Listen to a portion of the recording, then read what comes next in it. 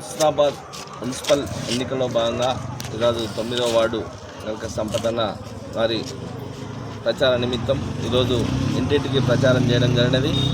ఈరోజు టీఆర్ఎస్ వచ్చిన తర్వాతనే తెలంగాణ అనేది అభివృద్ధి చెందినది. ఎందుకంటే నీళ్లు, నిధులు, నియామకాలు, కరెంటు ఇవన్నీ కూడా మనకంతా కూడా తీసుకొచ్చింది కేసీఆర్ గారే. కేసీఆర్ గారు వచ్చిన తర్వాతనే 24 గంటల కరెంట్ వచ్చింది, సాగునీరు వచ్చింది, తాగునీరు వచ్చింది, మిషన్ భగీరథ ద్వారా ప్రతి ఇంటికి నల్ల నీళ్ళు ఇచ్చాడు. ప్రతి ఒక్కటి కూడా ఈరోజు పెన్షన్స్ కూడా ఇవ్వడం జరిగినది, రైతు బందీ చేయడం జరిగినది, రైతు బీమా ఇవ్వడం జరిగినది, మహిళలకు కళ్యాణ లక్ష్మి ఇవ్వడం జరిగినది, ₹1,00,000 కళ్యాణ లక్ష్మి కూడా ఇవ్వడం జరిగినది. ఆడబిడ్డ పుడితే ₹13,000 ఇవ్వడం జరిగినది. అంటే కేసీఆర్ గారికి గ్రామీణ స్థాయిలో ఎలా ఉంటుంది, ఎలా చేస్తే డెవలప్ అవుతుంది అనే ఉద్దేశంతో అన్ని రకాలుగా అభివృద్ధి చేసింది మాత్రం కేసీఆర్ హయాంలోనే. ఈరోజు సతీష్ కుమార్ గారు ఎమ్మెల్యేగా ఉన్నప్పుడు హుస్నాబాద్ను కనీసం వీధులలో పోతుంటే లొందలున్నాయి, మొత్తం కూడా మట్టి రోడ్లతో ఉన్న వాటిని ఈరోజు అన్నీ కూడా సీసీ రోడ్లు చేసిన ఘనత టీఆర్ఎస్ హయాంలో ఎమ్మెల్యే సతీష్ కుమార్ గారే ఈ హుస్నాబాద్ను డెవలప్ చేయడం జరిగినది. హుస్నాబాద్ను చాలా అభివృద్ధి పదంలో తీసుకెళ్ళి ఢిల్లీలో ఉత్తమ అవార్డును కూడా వచ్చింది. హుస్నాబాద్ డెవలప్మెంట్ అంతా ఢిల్లీ లెవెల్లో తీసుకుపోవడం జరిగినది. కానీ గత 2 సంవత్సరాలు నుండి కనీసం అభివృద్ధి కాదు, ఎలాంటి పనులు జరగడం లేదు. రేవంత్ రెడ్డి మాయ మాటలు చెప్పి, బ్రోకర్ మాటలు చెప్పి ఈరోజు గద్దెనెక్కిన తర్వాత నేను 2,000కు 4,000 పెన్షన్ ఇస్తా అన్నాడు, అవే ఎగ్గొట్టిండు.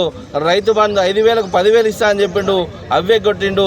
రైతు బీమా ఇవ్వడం లేదు, రైతులకు కూలీ రైతులకు కూడా మేము పెన్షన్ ఇస్తా అని చెప్పిండు, అది కూడా ఇవ్వలేదు. ఈరోజు ఏది కూడా చెప్పడమే కానీ చేయడం లేదు. గత 2 సంవత్సరాల్లో అభివృద్ధి అనేది కుంటిపడిపోయింది, గ్రామాలన్నీ అభివృద్ధిలో వెనుకబడిపోయినాయి. ఇవన్నీ కూడా అభివృద్ధిలో నోచుకోలేదు. దొంగతనంగా వచ్చి మాయ మాటలు చెప్పి వచ్చిన రేవంత్ రెడ్డిని గెలిపించినందుకు మన మార్పు తీసుకొచ్చిన అని చెప్పి అన్నీ కూడా ఏది కూడా జరగడం లేదు. 24 కరెంటు రావడం లేదు, నీళ్లు రావడం లేదు, మంచినీళ్ళు రావడం లేదు. కాబట్టి అభివృద్ధి జరగాలంటే కేసీఆర్ గారు ద్వారానే అభివృద్ధి అవుతుంది. రేపు కేసీఆర్ గారు తప్పకుండా అభివృద్ధి చేస్తారు. కాబట్టి వారు అన్న మాట కంటే ఎక్కువ పనిచేసే శక్తి ఉన్నవారు. కాబట్టి వారి దారిలో ఈరోజు హుస్నాబాద్ నియోజకవర్గంలో హుస్నాబాద్లో మున్సిపల్లో తప్పకుండా గెలవబోతున్నాం.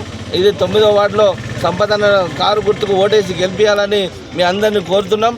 తప్పకుండా సంపదన్న యువకుడు కాబట్టి రేపు ఇంటింటికి పోయి పని చేయగలడు, ఏదైనా కూడా మీ అందుబాటులో ఉండగలడని కూడా తెలియజేస్తూ రేపు హుస్నాబాద్లో తప్పకుండా జెండా ఎగరబోతున్నాం, తప్పకుండా మున్సిపల్ కైవసం చేసుకోబోతున్నాను కూడా తెలియజేస్తున్నాం. జై టీఆర్ఎస్ 9వ వార్డు అభ్యర్థిగా నేను మీ ముందుకు వస్తున్నాను. కొంతకాలంగా గత ప్రభుత్వంలో గత హయాంలో మన మురికాల్వలు కానీ మన ఏదైతే సమస్యలు ఉన్నాయో ఏ సమస్యలు కూడా ఎక్కువ పట్టించుకోలేదు.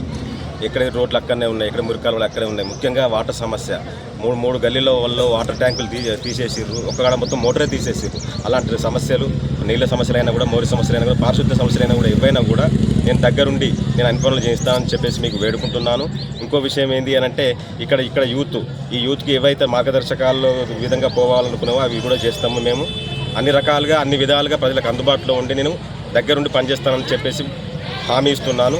ఇంకొక విషయం ఏంటంటే మాకు ఇక్కడ మన వైకుంఠధామం అనేది గత కొంతకాలంగా అన్ని ఊళ్ళల్లో వచ్చింది వైకుంఠధామం, కానీ ఇక్కడ మాత్రం వైకుంఠధామం లేదు. ఇక్కడ వైకుంఠధామం అనేది కొంతమంది వ్యక్తుల వల్ల, కొన్ని సంఘాల ఇబ్బందుల వల్ల అది అలానే ఉండిపోతుంది. దాన్ని మనం బయటికి తీసుకురావాలి. బయటికి తీసుకొచ్చి ఇక్కడ ప్రజలకు అది విపరీతమైన ఇబ్బందికరమైన సమస్య. దాన్ని ఖచ్చితంగా వైకుంఠధామాన్ని ఏర్పాటు చేసి ముందుకు పోతామని ఖచ్చితంగా హామీ ఇస్తున్నాను. కేసీఆర్ గారి నాయకత్వంలో, హరీష్ రావు గారి నాయకత్వంలో, మన సతీష్ బాబు గారి నాయకత్వంలో ఇవన్నీ పనులు మేము చేస్తానని మీకు మాటిస్తున్నాను. జై కేసీఆర్, జై తెలంగాణ, జై తెలంగాణ, జై తెలంగాణ, జై కేసీఆర్, జై సతీష్ బాబు.